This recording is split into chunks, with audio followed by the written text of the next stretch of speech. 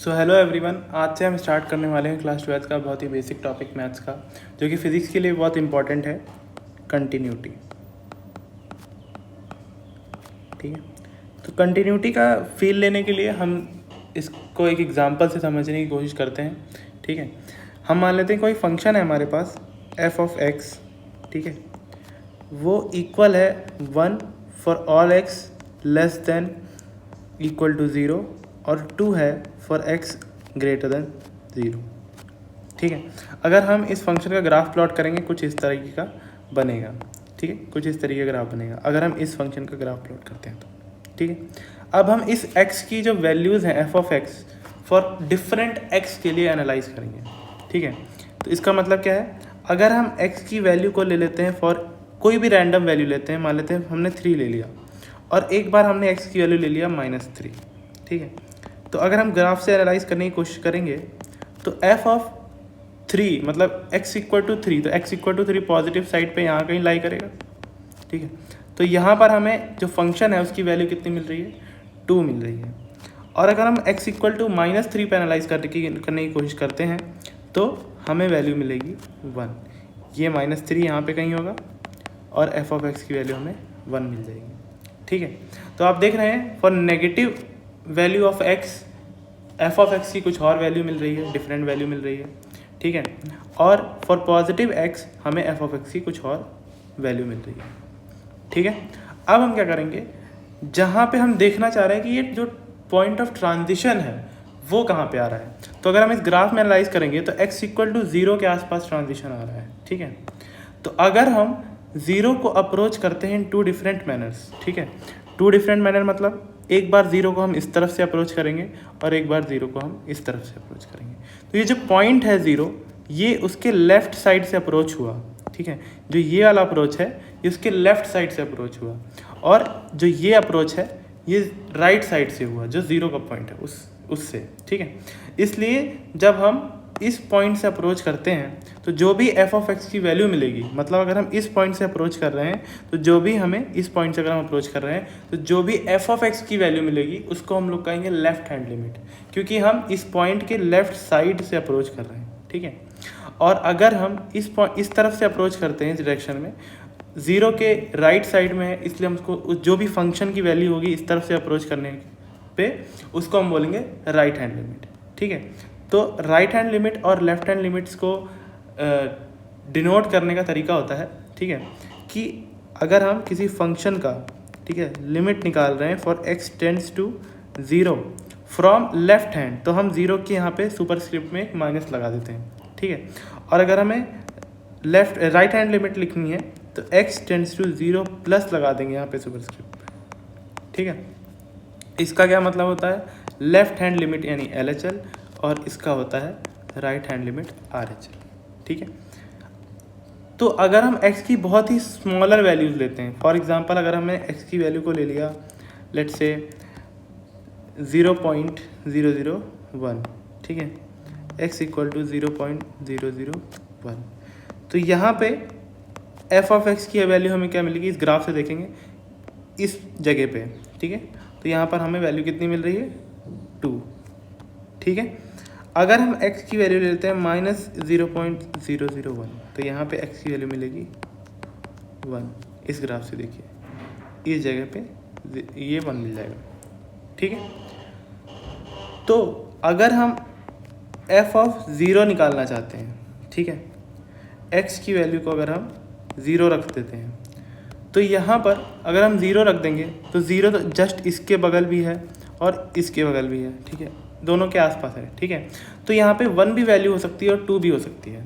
ठीक है, तो at this point we are not sure कि कौन सी वैल्यू होगी, 2 होगी या 1 होगी। ठीक है, या इस फंक्शन में वैल्यू है ही नहीं 0 की। ठीक है, क्योंकि आप ये देखिए कि यहाँ पर कहीं पे भी कुछ वैल्यू हमें मिलेगी। ठीक है, और हम श्योर ही नहीं है कि कौन सी वैल्यू होगी। ठीक है, तो हम क्या बोलेंगे कि ये जो ग्राफ है या जो ये फंक्शन है एफ ऑफ एक्स, ये जो अपना फंक्शन है एफ ऑफ एक्स, ये 0 पर नॉट श्योर वैल्यू दे रहा है। ठीक है, या कोई भी वैल्यू नहीं दे पा रहा। ठीक है, इसलिए इस फंक्शन को हम क्या बोलेंगे, इस फंक्शन को हम डिसकंटिन्यूअस फंक्शन बोलेंगे। F of x is discontinuous, ठीक है, एट x इक्वल टू 0। तो ये तो इंट्यूटिव तरीका हो गया। अगर हमें किसी फंक्शन का ग्राफ पता है, अगर हम प्लॉट कर पा रहे हैं, उससे हम देख करके बता सकते हैं कि किस पॉइंट पर वो डिसकंटिन्यूअस है, ठीक है। अब अगर ये फंक्शन, मान लेते हैं कोई दूसरा फंक्शन है जो कंटिन्यूअस है, ठीक है, लेट्स से कि अगर हमारे पास फॉर एग्जांपल कोई दूसरा फंक्शन होता, ठीक है, लेट्स से साइन एक्स होता या कॉस एक्स होता, ठीक है, f of x equal to अगर हमारे पास कॉस एक्स है, ठीक है, तो उसका ग्राफ कैसे बनता है? उसका ग्राफ बनता है कुछ इस तरीके से, ठीक है, और ये नेगेटिव साइड में भी ऐसे ही बनता है, ठीक है।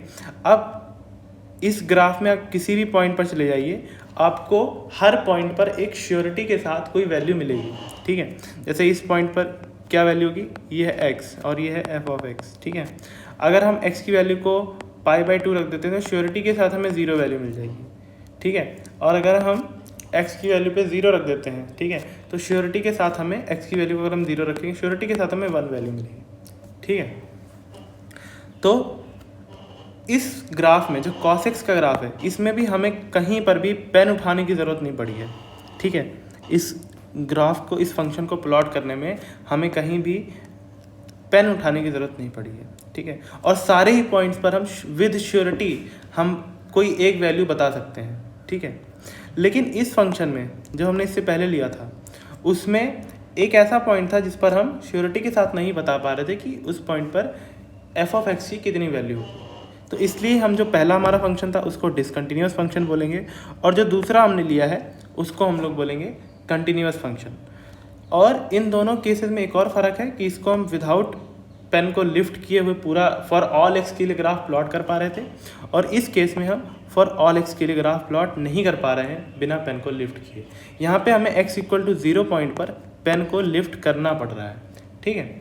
इसलिए हम क्या बोलेंगे कि ये जो फंक्शन है, फर्स्ट फंक्शन जो हमारा था, this function is discontinued at x equal to 0 and f of x equal to cos x is a continuous function for all x, ठीक है। तो ये बोलेंगे हम। अब कंटिन्यूटी का क्या मतलब होता है? कंटिन्यूटी जो होती है वो प्रॉपर्टी होती है फंक्शन की, ठीक है। अगर फंक्शन फॉर ऑल एक्स के लिए कॉन्टिन्यूअस है, ठीक है, तो कंटिन्यूटी इसकी एक प्रॉपर्टी है। और अगर फॉर ऑल एक्स के लिए कॉन्टिन्यूअस नहीं है तो that will not be a continuity, ठीक है। वो जो प्रॉपर्टी होती है फंक्शन की उसको कंटिन्यूटी बोलते हैं, ठीक है। अब अगर हम एक और एग्जांपल यहाँ पर लेते हैं,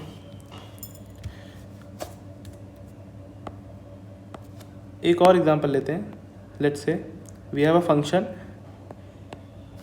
F of x equal to 1/x, ठीक है।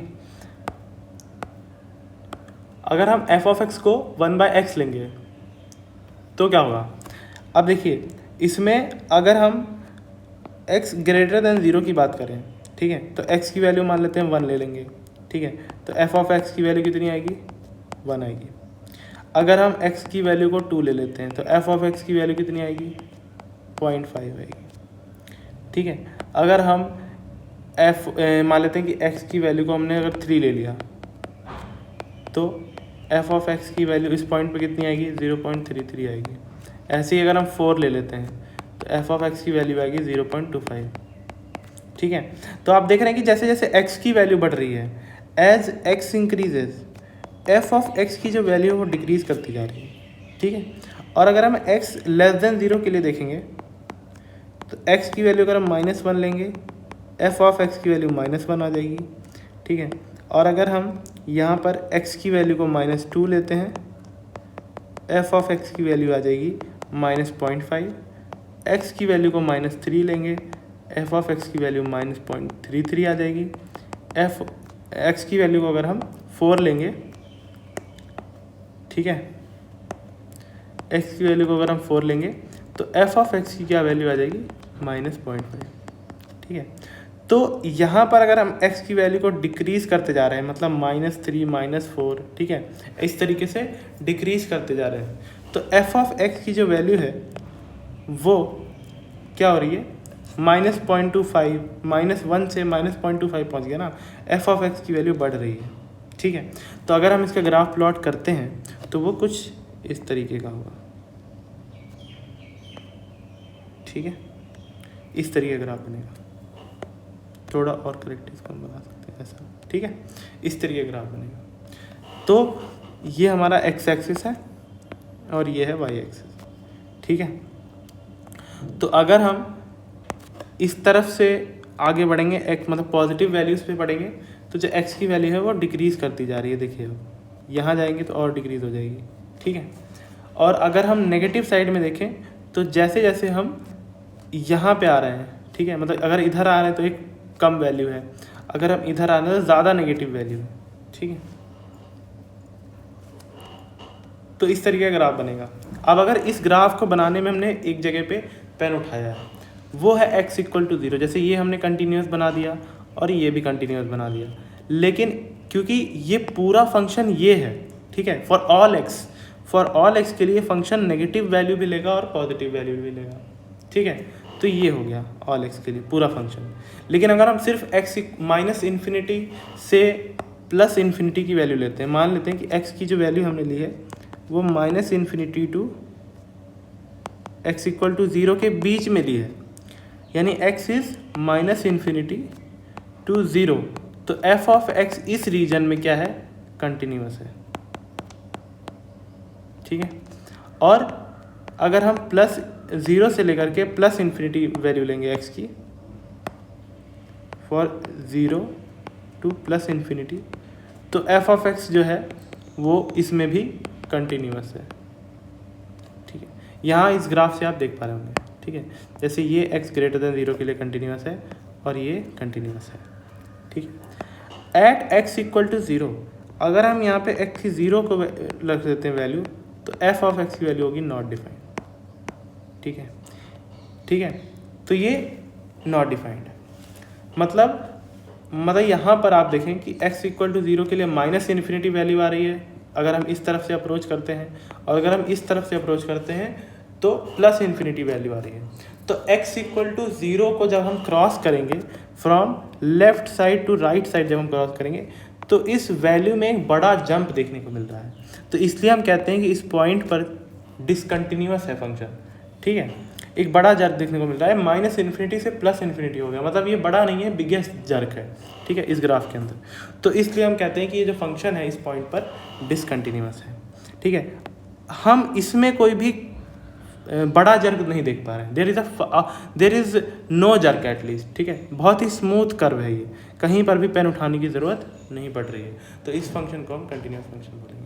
तो this is the difference between continuous function and discontinuous function. और जो फंक्शंस की जो प्रॉपर्टी होती है उसको हम क्या कहते हैं, उसको हम कहते हैं उसको कहते हैं कंटिन्यूटी, ठीक है।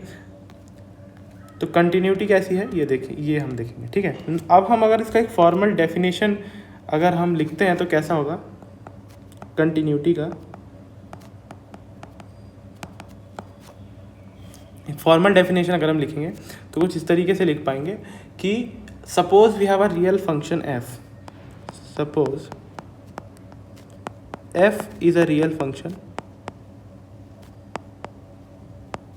ठीक है, on a subset of the real numbers,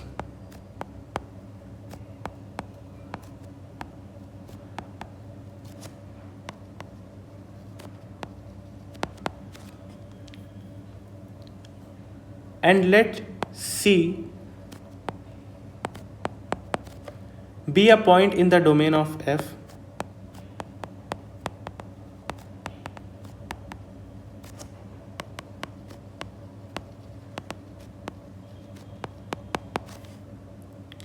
then F is continuous at C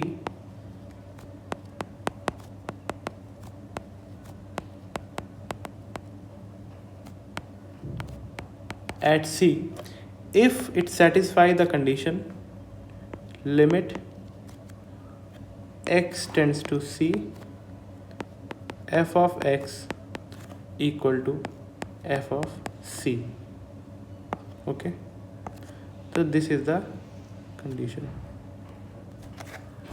this is the formal definition. अगर हम इसको इस डेफिनेशन को और ज़्यादा समझने की कोशिश करते हैं, जैसे कि यहाँ पे लिखा है कि f is a real function, ठीक है, तो और ज़्यादा इसको ब्रेक करने की अगर हम कोशिश करेंगे तो कुछ इस तरीके से होगा। देखो यहाँ पे f जो है वो रियल फंक्शन लिखा है, ठीक है, इस डेफिनेशन में f इज़ रियल फंक्शन, ठीक है, इसका क्या मतलब होता है? तो हम कोई भी फंक्शन इस तरीके से लिखते हैं y is equal to f of x, जहाँ पर जो ये y है, ठीक है, तो y और x, ठीक है, ये दोनों बहुत ही इंपॉर्टेंट टर्म्स हैं यहाँ पे। तो x की जितनी भी जो रेंज है, x की जो रेंज है, ठीक है, मतलब x का जो रेंज ऑफ वैल्यूज़ है, जो different values x can take, ठीक है, वो सारी values set of real number में होगा। मतलब x बिलोंग्स टू, हम ऐसे लिख सकते हैं फॉर्मली कि x belongs to set of real numbers, ठीक है। और जब हम x की कोई रियल वैल्यू को फंक्शन में रखेंगे तो y की भी हमें क्या मिलेगी? रियल वैल्यू मिलेगी, ठीक है। यानी y here and x here both are real values, ठीक है, मतलब both belongs to the subset of real numbers. तो ऐसे फंक्शन को हम रियल फंक्शन बोलते हैं, ठीक है। तो इसको हम रियल फंक्शन बोलते हैं। And let C be a point in the domain of F.